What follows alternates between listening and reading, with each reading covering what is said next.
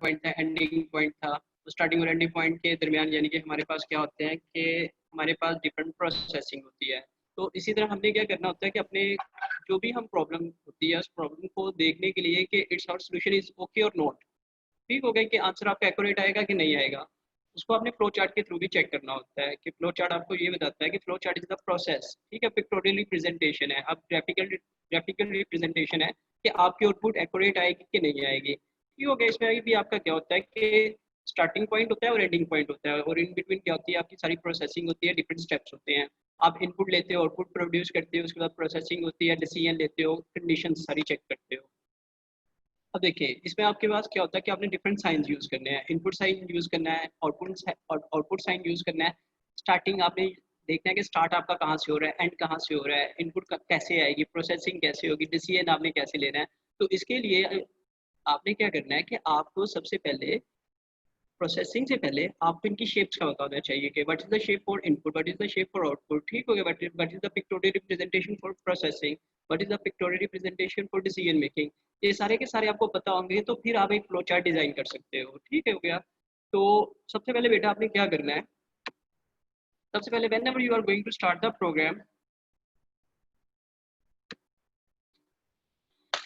System मेरी window का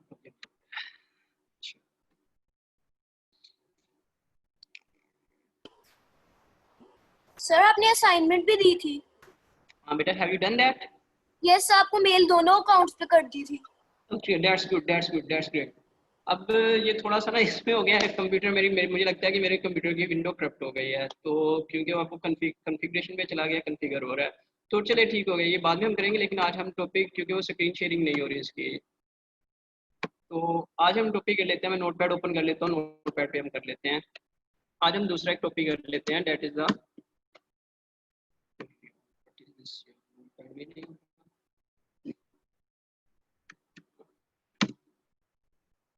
okay, let me share screen, after that we will discuss the topic today, यानी कि मैं translator.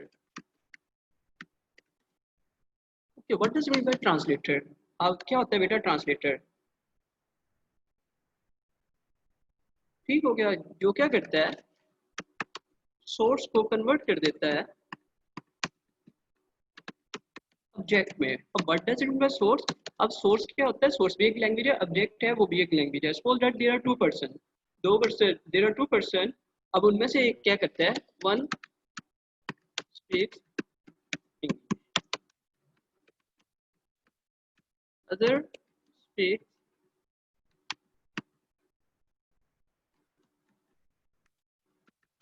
is it possible that both can communicate to each other? Yes beta.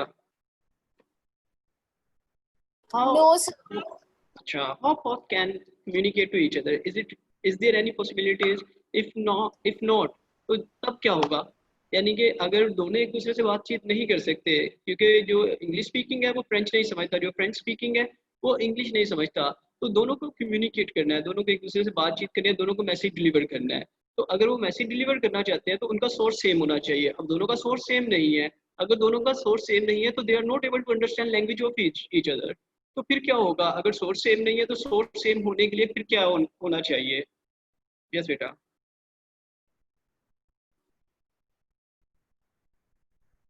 Then if source is not same, then need a third person to whom we call language translator. अच्छा, why do we call him language translator? अब देखिए एक third person आ गया, दो बंदे तो आपस में बात कर रहे हैं, अब एक थर्ड पर्सन आ गया है to whom we call a language translator। अब ये एक लैंग्वेज ट्रांसलेटर कहलाता है। Why we are calling him language translator? Because this person knows the language of both, यानी कि वो जो सोर्स है, जो ऑब्जेक्ट है, दोनों की लैंग्वेज को जानता है। अब वो यानी कि जो इंग्लिश बोलता है उसकी लैंग्वेज को भी जानता है, जो फ्रेंच बोलता है उसकी लैंग्वेज को भी जानता है। अब दोनों की अगर लैंग्वेज को ये जानता है तो इसको हम कहते हैं लैंग्वेज ट्रांसलेटर, ठीक है। लैंग्वेज ट्रांसलेटर का काम क्या होता है, यानी कि जो इंग्लिश स्पीकिंग है उसकी लैंग्वेज को ट्रांसलेट कर देगा, किसमें ट्रांसलेट कर देगा, फ्रेंच में। जब वो फ्रेंच वाला बंदा होगा, फ्रेंच वाले बंदे की लैंग्वेज को कन्वर्ट कर देगा दोबारा किसमें, इसमें क्या होगा, there is a third person. अब थर्ड पर्सन क्या है, इंग्लिश स्पीकर,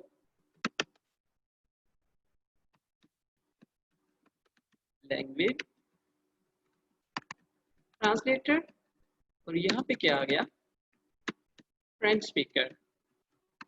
अब देखें यहाँ पे हम इजीली अंडरस्टैंड कर सकते हैं। अब ये जो इंग्लिश स्पीकिंग पर्सन है, ये इंग्लिश स्पीकिंग पर्सन जब बात करेगा तो इन बिटवीन क्या है, लैंग्वेज ट्रांसलेटर, ये इसकी लैंग्वेज को ट्रांसलेट करके मैसेज कन्वर्ट कर देगा फ्रेंच स्पीकर को। अब जब ये फ्रेंच स्पीकर को मैसेज डिलीवर करेगा तो ये इंग्लिश में डिलीवर नहीं करेगा, बल्कि ये डिलीवर करेगा फ्रेंच में डिलीवर करेगा। Because because why, French speaker just understand French language. जब वो फ्रेंच लैंग्वेज को अंडरस्टैंड करता है तो उसको मैसेज भी डिलीवर फ्रेंच लैंग्वेज में ही किया जाएगा। अब फ्रेंच लैंग्वेज वाले ने जब वो मैसेज रिसीव किया तो वो क्या करेगा, वो फिर मैसेज का रिस्पॉन्ड करेगा। जब वो रिस्पॉन्ड करेगा तो वो फ्रेंच लैंग्वेज में रिस्पॉन्ड करेगा। जब वो फ्रेंच लैंग्वेज में रिस्पॉन्ड करेगा तो लैंग्वेज ट्रांसलेटर जो है उसको फिर करेगा ट्रांसलेट, फ्रेंच को ट्रांसलेट कर देगा इंग्लिश में। जब वो इंग्लिश में ट्रांसलेट करेगा तो इसको फिर किसको करेगा, इंग्लिश स्पीकर को वो दोबारा मैसेज डिलीवर कर देगा, जिसकी वजह से यानी कि दोनों एक दूसरे के साथ कम्युनिकेट कर सकते हैं through language translator. That's a very simple solution.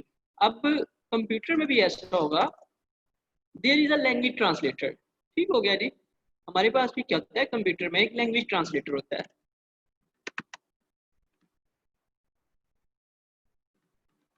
अब इसने क्या करना है, इसने source program को, अब what does it mean by source program, there is a question you should ask a question, sir, what does it mean by source program?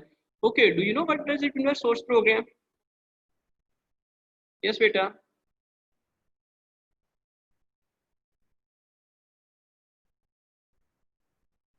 Yeah, Google Translator is an example of language translator, that's very good। यानी कि Google भी तो language को translate करते हैं ना, और Google multi language को ट्रांसलेट करता है, that's very good. Google is also language translator. ठीक हो गया। अब देखिए, अब मैंने आपसे पूछा question, what does mean bye source program. Yes बेटा। हाई लेवल लैंग्वेज में जो होते हैं। Yeah, that is mean that source program। ठीक होगा, the program which is written in high level languages, यानी कि जो हाई लेवल लैंग्वेज में लिखे जाते हैं उनको हम सोर्स प्रोग्राम कहते हैं। अब देखो कि सोर्स प्रोग्राम जैसे आपने देखा था क्लास 9 में, I think that you have read it in class 9 के Java is the source program. उसके बाद कौन कौन सी एग्जांपल्स है, just I want check that you know about और नॉट, कि आपने जो क्लास 9 में पढ़ के आए थे चैप्टर नंबर 1 में। यस, कौन कौन सी लैंग्वेज होती है, हाई लेवल लैंग्वेजेस कौन कौन सी होती हैं हमारे पास। जी जी। Yes angel.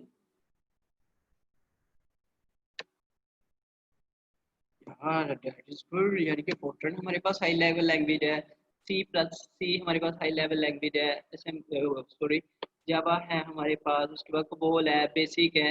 ये सारी की सारी हमारे पास क्या है, हाई लेवल लैंग्वेजेस हैं। अगर ये हमारे पास हाई लेवल लैंग्वेजेस हैं, does computer understand these languages, does machine understand these languages। अब बात तो ये है कि क्या हम तो ये अंडरस्टैंड करते हैं, जैसे मैं लिख देता हूँ, यानी कि अब हाई लेवल लैंग्वेज की डेफिनेशन आप लोगों ने क्या पढ़ी हुई है, यानी कि क्लोज टू ह्यूमन बीइंग, यानी कि जिसको इंसान जो है वो इजीली अंडरस्टैंड कर सकता है। It is close to human being. Why it is close to human being, because its syntax is written in English और मैथमेटिकल फॉर्मेट। अब देखिए जैसे मैं लिखता हूँ a इक्वल टू 200। ठीक होगा, ये तो हम ह्यूमन बीइंग इजीली अंडरस्टैंड कर सकता है कि a की वैल्यू है 200। ठीक हो गया, ये तो हमने अंडरस्टैंड कर लिया। तो it means that it is close to human being. अब हम इसे इजीली अंडरस्टैंड कर सकते हैं, हम मैथ को भी अंडरस्टैंड करते हैं, हम इंग्लिश को भी अंडरस्टैंड करते हैं, और हम अगर मैं लिख देता हूँ प्रिंट तो हम प्रिंट को भी अंडरस्टैंड कर लेते हैं। अगर मैं लिख देता हूँ इनपुट तो हम इनपुट को भी अंडरस्टैंड कर सकते हैं। तो ये सारी की सारी जो है, दीज आर दी सोर्स। ये सोर्स होता है। अब सोर्स है कि कौन से प्रोग्राम को यूज करके ये जो सोर्स कोड है ये डिजाइन किया गया है। अब सी को भी यूज किया जा सकता है, सी प्लस प्लस को भी यूज किया जा सकता है। अब जैसा कि you are going to use basic language, आप बेसिक को भी यूज कर सकते हो, ठीक है, फोर्ट्रान को भी यूज कर सकते हो। तो there are different source languages. ठीक हो गया जी। अब आपके पास डिफरेंट सोर्स लैंग्वेजेस हैं, लेकिन अगर मैं लिख देता हूँ 00110110101001, व्हाट डज इट मीन, इसका क्या मतलब है बेटा।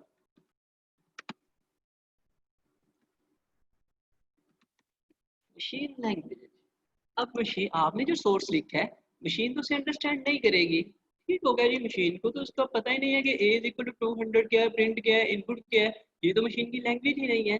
तो मशीन में जो लैंग्वेज स्टोर होती है वो मशीन के फॉर्मेट में ही यूज स्टोर होती है, जिसको हम कहते हैं 0 and 1, that is the object.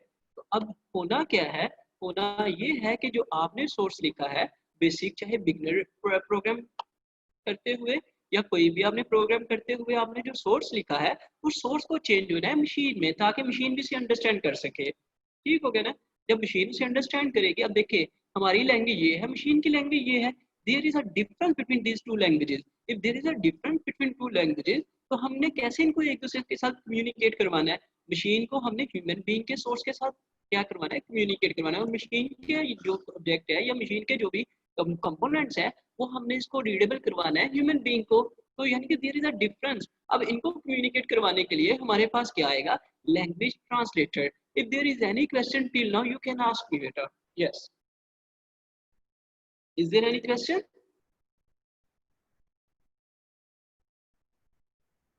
Okay, या assembly language, that's good. Assembly language होती है वो भी यानी कि एक लो लेवल में ही आती है असेंबली लैंग्वेज, दैट्स ग्रेट। यानी कि आपको प्रीवियस आप याद है सर आपको प्रीवियस। अब देखिए हमारे पास भी यानी कि लैंग्वेज ट्रांसलेटर होते हैं। There are different types of language translator, जिनको हम क्या कहते हैं, इंटरप्रेटर, हम इनको कहते हैं कंपाइलर, और हम इनको कहते हैं assembler. I think that you have read these languages translator in 9th class. ये चैप्टर 1 में भी ये सारे के सारे लैंग्वेज ट्रांसलेटर थे। I hope that. अब देखिए interpreter, what does mean by interpreter. This is very important topic बेटा। ये जो आपके यानी कि जो बोर्ड एग्जाम्स हैं इसमें ये बड़ा आता है लैंग्वेज ट्रांसलेटर वगैरह। इसमें बहुत दफा यानी कि आपके पास आता है what is the difference between algorithm and flow chart. ठीक हो गया, ये बहुत दफा ये क्वेश्चन जो है ये बड़े रिपीट होते हैं। अब देखिए interpreter, what does mean by interpreter.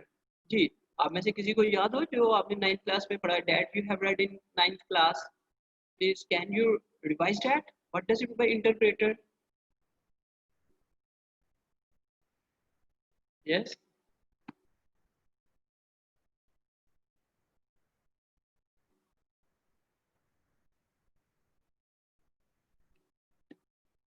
okay. Interpreter, what does it mean by interpreter? Interpreter means that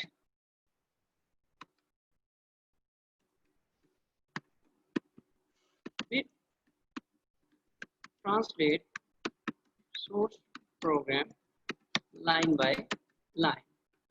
अब देखिए, अब interpreter why there are a number of students less in computer class? I don't know why students are less in computer class. Is there any problem?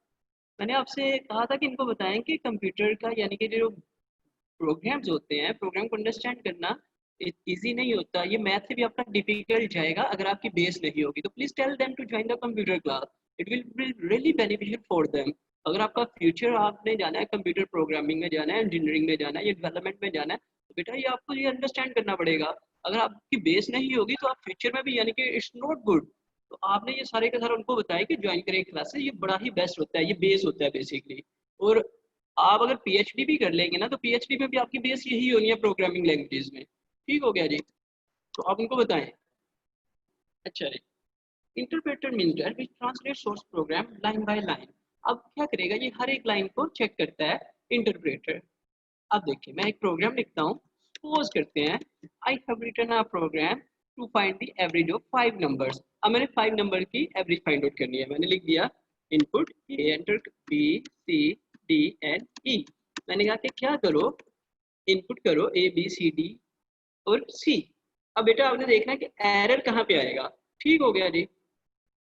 उसके बाद मैंने कहा क्या करो, sum कर दो A plus B plus C plus D plus E. उसके बाद मैंने कहा ए जी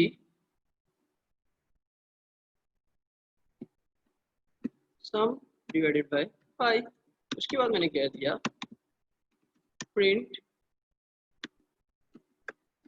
एवरेज। उसके बाद मैंने कह दिया end. Okay, let me execute the programme.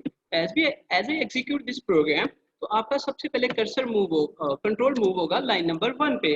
अब जब लाइन नंबर 1 पे जाएगा ना, वो देखेगा A B C D C. अब यहाँ पे क्या हो रहा है, A B C D C. अब सी पे देखिए क्या हो रहा है, इट इज रिपीटेड, यानी कि वेरिएबल जो है वो दोबारा रिपीट हो गया। अब देखिए पहले ए बी सी, उसने वैल्यू एक्सेप्ट की, डी के लिए भी उसने वैल्यू एक्सेप्ट की, but C is repeated again. अब जब C repeated again, what does it mean, वो दो वेरिएबल को कैसे डिक्लेयर कर सकता है एक ही क्यू में। अब सपोज करते हैं इसके लिए, अगर पहले सी की वैल्यू मैंने रख दी 30। अब अगर वो लास्ट पे सी की वैल्यू मांगता है तो उसकी वैल्यू मैं रखता हूँ 50।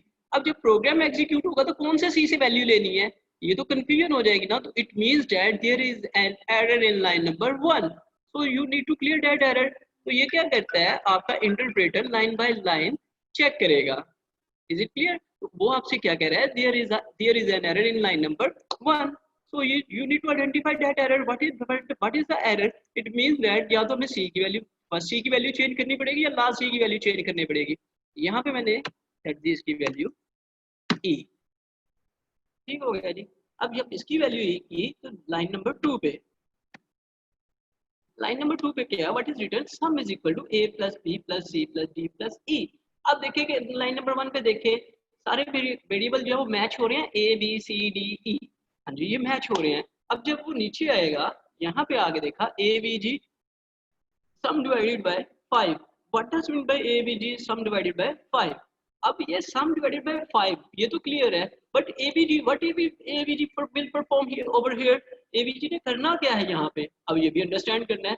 avg क्या sum की वैल्यू स्टोर कर रहा है या sum क्या कर रहा है। अब there is a confusion over here, line number 3 में कंफ्यूजन आ गई। अगर लाइन नंबर 3 में कंफ्यूजन आ गई तो प्रोग्राम एग्जीक्यूट नहीं होगा।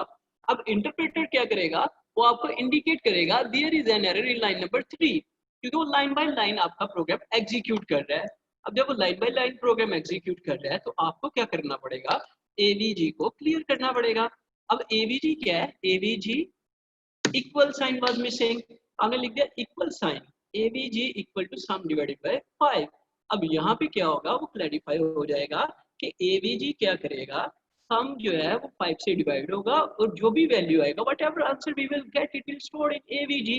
अब ये लाइन नंबर 3 पे आपने एरर रिमूव कर दिया, तो control will transfer to line number 4। What does it mean by line number 2, print average. Okay, program भी हमारा यही था। प्रोग्राम हमारा क्या था, what was the program, program was to find the average of 5 number. तो लाइन नंबर 4 यही तो कह रही है ना, प्रिंट एवरेज। अगर वो प्रिंट एवरेज कह रही है तो आपका कंट्रोल जो है, वो एग्जीक्यूशन जो है वो स्टॉप क्यों हो गई, why execution is stop now, because there is an error line number 4। what is the error, you need to find that error, so please can you tell me what is the error in line number 4? Yes, The commas? okay, who will find error in line number 4? What is the error in line number 4? Sir, comma. commas miss हैं, जी। अच्छा, anyone else please, that's good,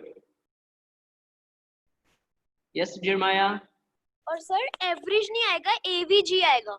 या that's the point, क्योंकि यहाँ पे देखें AVG, यही मैं आप सबसे कह रहा हूँ कि अगर वो स्टूडेंट्स जो है वो भी ज्वाइन करें ये क्लास, ताकि उनके पॉइंट्स क्लियर हो कि यानी कि करना हमने क्या है। देखिए कि यहाँ पे मिसमैच अगर हो गया तो मिसमैच हो गया तो आउटपुट नहीं आएगी, आउटपुट नहीं आएगी तो प्रोग्राम आपका नहीं होगा।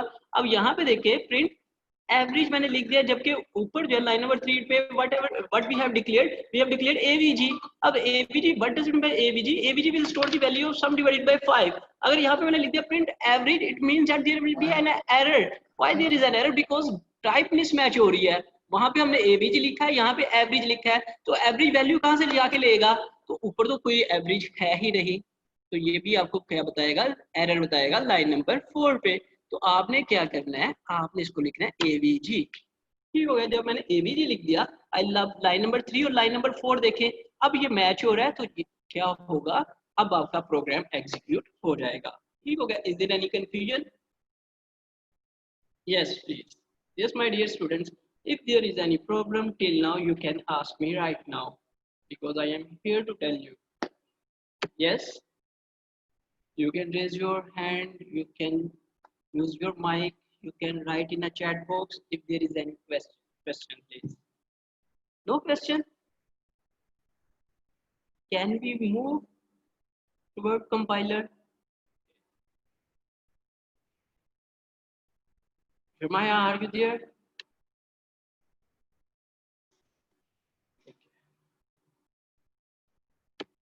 अब compiler.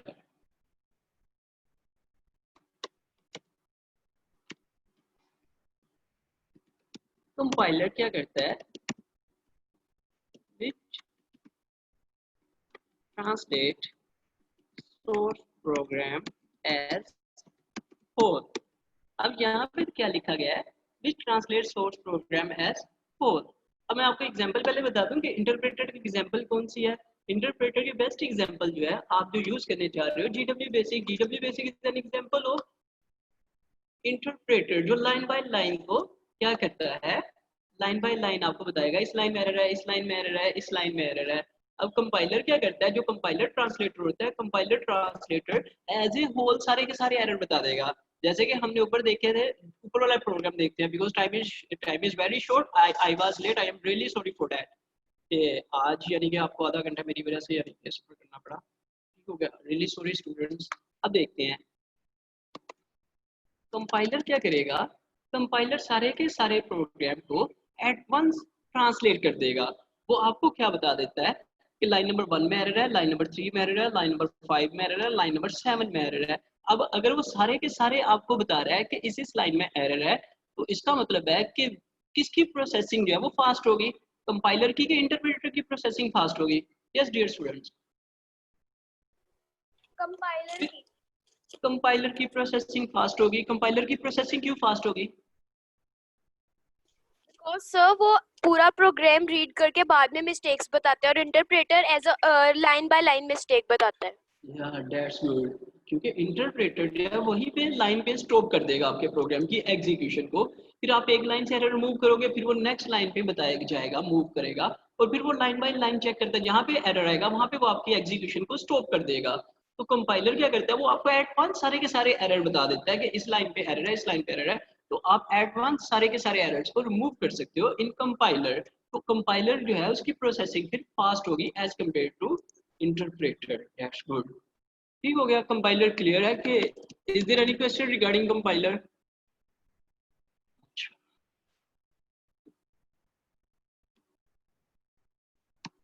असेंबलर. असेंबलर क्या करता है, it translate assembly language into machine language. ठीक हो गया जी. असेंबलर क्या करता है, which translate assembly language into machine language. अब इसने क्या करना है, असेंबली लैंग्वेज को मशीन लैंग्वेज में ट्रांसलेट करना है. अब असेंबलर में होता है, assembly language something different. Assembly language जो है वो काफी दूसरी लैंग्वेज से डिफरेंट होती है. क्योंकि असेंबली क्यों डिफरेंट होती है, वहां पे हम क्या करते हैं, वहां पे हमने यूज किया इनपुट ये, इनपुट ये, इनपुट ये. अब ये अंडरस्टैंड होता है, लेकिन ये जो है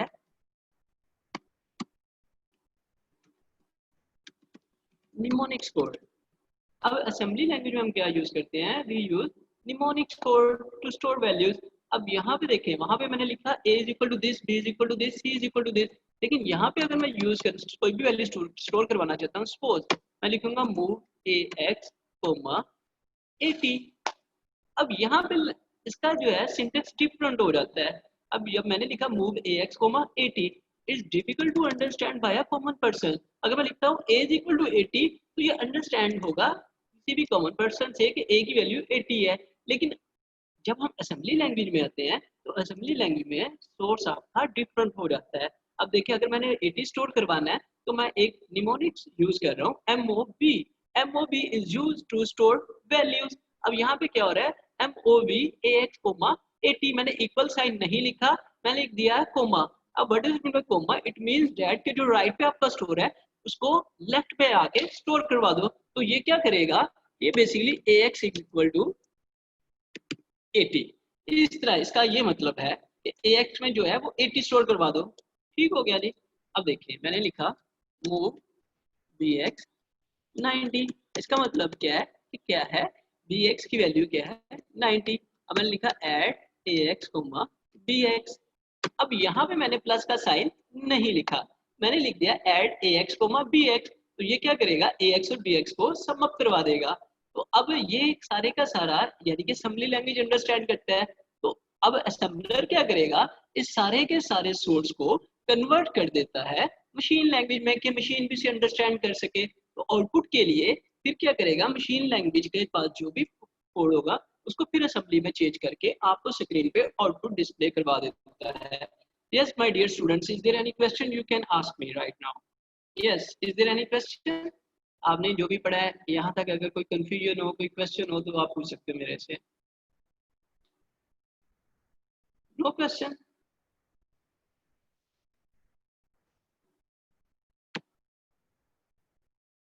yes Nehemiah, Nawal, जरमाया? No question sir, सारा नो, क्लियर है।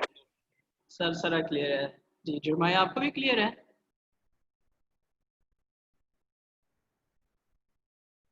जरमाया इज देयर और नॉट? अच्छा, चलिए। Okay, dear students, can I quit now? Can I end this meeting right now?